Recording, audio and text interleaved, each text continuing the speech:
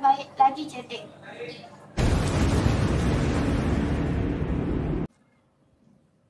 Bahan digital memperkasa pendidikan.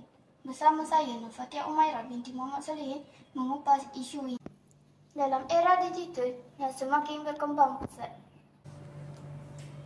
pendidikan juga mengalami transformasi besar dengan penggunaan bahan digital dalam pengajaran dan pembelajaran. Kita tahu, ekspon wanita menjadi medium utama di dalam pendidikan.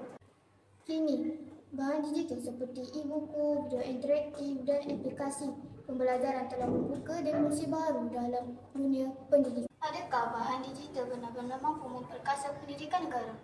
Bagaimana ia memberi impak kepada pelajar dan guru?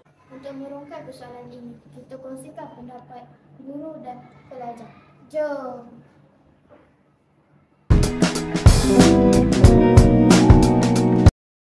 Saya rasa bahan digital sangat membantu kerana ia menarik perhatian saya dan amat mudah difahami. Saya selalu menggunakan video pendidikan di YouTube. Assalamualaikum Cikgu Zulkifli. Hari ini saya ingin mengetahui beberapa persoalan yang sering bermain di fikiran saya mengenai bahan digital memperkasa pendidikan. Waalaikumsalam, Fatia. Oh, boleh saja. Apa yang Fatia ingin tahu tentang bahan digital ini?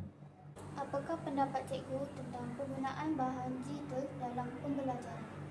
Saya berpendapat bahawa bahan digital sangat membantu dalam meningkatkan keberkesanan pengajaran dan pembelajaran. Ia menjadikan proses pembelajaran lebih menarik, interaktif dan mudah difahami oleh pelajar. Selain itu, bahan digital juga membolehkan pelajar belajar mengikut kadar mereka sendiri. Apakah jenis bahan digital yang cikgu selalu gunakan dalam pengajaran? Saya sering menggunakan video pembelajaran, e-buku, slide interaktif serta aplikasi pembelajaran seperti Google Classroom dan Quiz.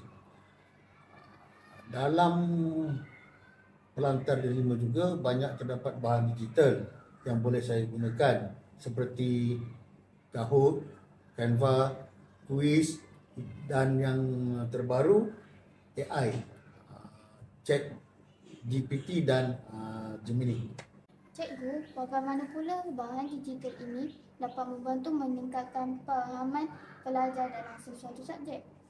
Bahan digital menyediakan elemen visual dan interaktif yang memudahkan pemahaman. Sebagai contoh, dalam subjek sains, pelajar boleh menonton eksperimen secara maya tanpa perlu melakukan sendiri di makmal.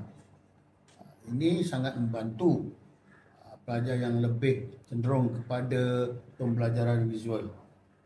Baru saya faham, cikgu.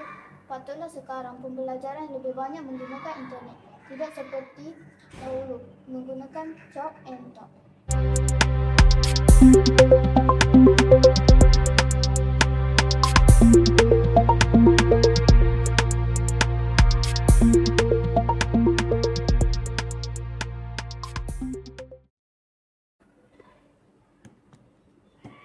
Secara keseluruhannya, bahan digital memainkan peranan penting dalam memperkasa sistem pendidikan negara dengan menyediakan pembelajaran yang lebih interaktif, fleksibel dan mudah diakses.